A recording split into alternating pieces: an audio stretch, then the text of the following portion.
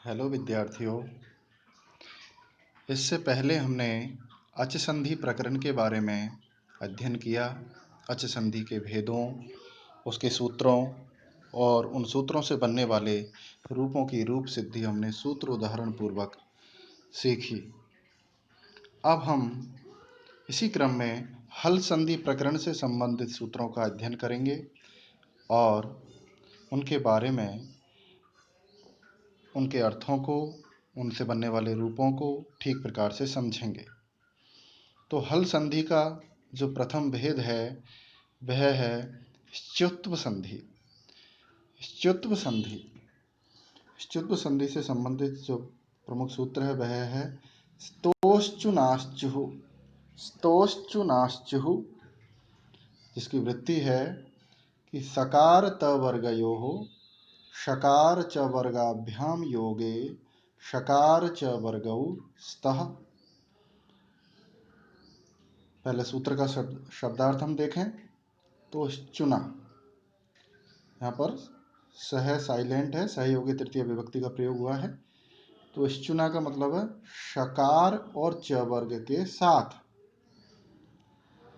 और स्तुः यानी सकार और त वर्ग के स्थान पर क्या हो जाएगा, श्चुः। श्चु का मतलब शकार और च वर्ग आदेश होते हैं।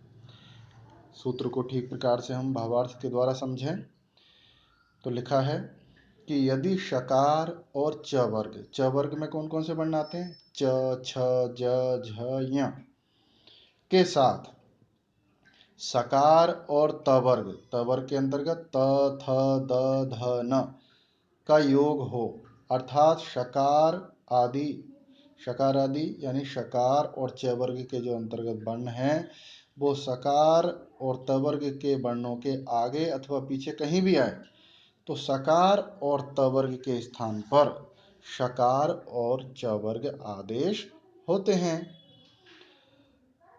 चूंकि स्थानीय और आदेश समान संख्या में होने के कारण यथासंख्यम अनुदेशः समानाम परिभाषा सूत्र की सहायता से ये आदेश क्रमशः निम्न प्रकार से होते हैं, जैसे कि स्तुः। स्तुः क्या है, सकार और त वर्ग के पांचों वर्ण। तो ये तो स्थानीय है क्योंकि इनके स्थान पर आदेश होने वाला है।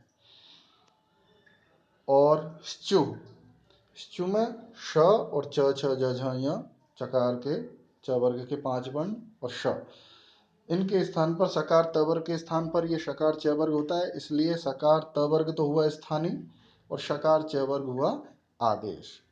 तो चूंकि स्तुः यानी सकार और त वर्ग को हम काउंट करने, मैंने नंबर डाल रखे हैं 1 2 3 4 5 6 यानी 6 वर्ण हैं और 6 ही शकार और च वर्ग के वर्ण हैं। तो यानी स्थानीय की संख्या भी 6 है और आदेश की संख्या भी 6 है। तो इस प्रकार समान संख्या में स्थानीय और आदेश होने पर यथा संख्यम अनुदेश समानाम परिभाषा सूत्र के अनुसार उनके आदेश क्रमशः होंगे, यानी पहले वाले के स्थान पर पहला, दूसरे के स्थान पर दूसरा, तीसरे के स्थान पर तीसरा, चौथे के स्थान पर चौथा, पांचवें के स्थान पर पांचवा और छठे के स्थान पर छठवा। तो हमारे ये समझ में आ गया, यानी सकार त वर्ग के आगे अथवा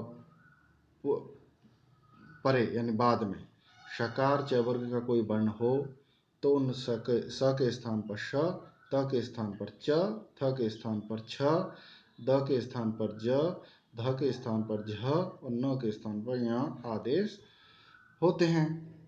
इस प्रकार विशेष रूप में हम समझ सकते हैं कि स्तु का श्चु में बदलना ही श्चुत्व संधि है। यद्यपि यह आदेश यथासंख्या क्रमशः होते हैं परंतु योग के विषय में यथासंख्य नहीं होता, अर्थात किसी का योग किसी भी वर्ण के साथ हो सकता है।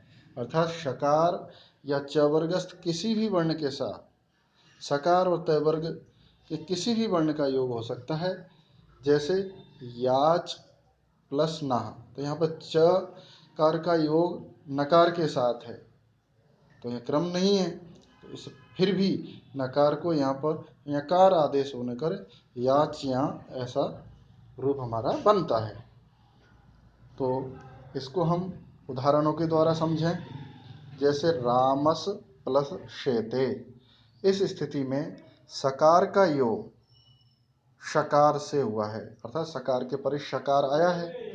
अतः प्रकृत सूत्र से यानी कि स्तोश्चु नाश्चु, इस सूत्र से सकार यानी स को शकार यानी श आदेश होकर रामश्येते अर्थात वर्ण सम्मेलन करने पर रामश्येते ऐसा रूप सिद्ध होता है।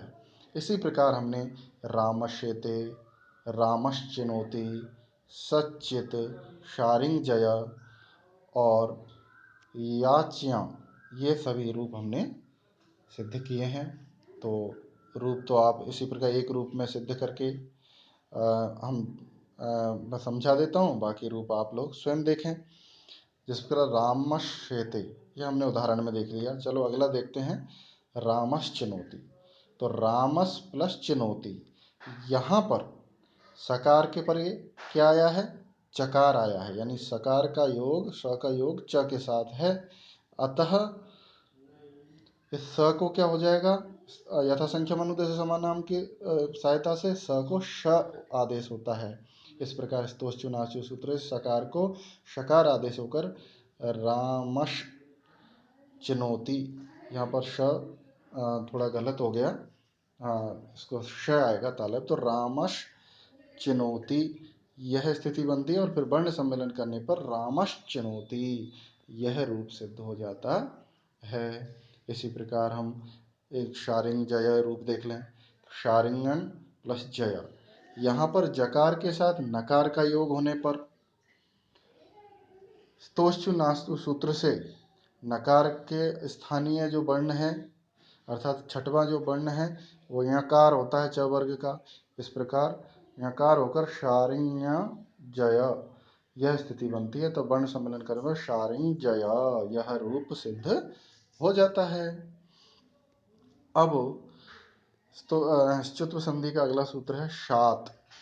शात परस्य तवर्गस्य स्तुत्वम न शात। ये स्तोश्चु नाश्चु सूत्र का अपवाद सूत्र है। ये स्पेशल कंडीशन डाल देता है कि ऐसी स्थिति होने पर स्तुत्व संधि नहीं होगी। कैसी? सूत्र का शब्दार्थ देखें, शात। शात का मतलब शकार से पर, पंचमी विभक्ति है। तो सूत्र का भावार्थ हम देखें, शकार के परे, शात परस्य यानी शकार के परे, त वर्गस्य, त वर्ग का कोई भी वर्ण हो यानी त थ द ध न हो तो च्युत्वम न शात यानी च्युत्व यानी त वर्ग के स्थान पर च वर्ग नहीं होगा। उदाहरण के रूप में हम इस प्रकार देखें कि विष्णः, विष प्लस नः, यहाँ पर शकार के परे तवर्गीय वर्ण नकार आया है। इस प्रकार शकार का योग नकार के साथ होने पर स्तोश्चु नाश्चु सूत्र से नकार को स्तुत्व यानी नकार के स्थान पर यकार आदेश प्राप्त होता है। किंतु शात सूत्र कहता है कि शकार के परे तवर्गीय कोई भी वर्ण हो तो स्तुत्व आदेश नहीं होगा। इस प्रकार शात सूत्र से उसका निषेध हो जाता है और स्थिति वही रहती है। इस प्रकार हमारा विष्णः बराबर विष्णः यह रूप सिद्ध होता है। इसी प्रकार इसी का अगला उदाहरण हम देखें, प्रश्नः। तो प्रश प्लस नः, यहाँ शकार के साथ नकार का योग होने के कारण स्तोश्चु नाश्चु सूत्र से नकार को च्युत्व यानी यकार आदेश प्राप्त होता है। किंतु शकार से परे तवर्गीय वर्ण नकार होने के कारण शात सूत्र से उसको निषेध हो जाता है।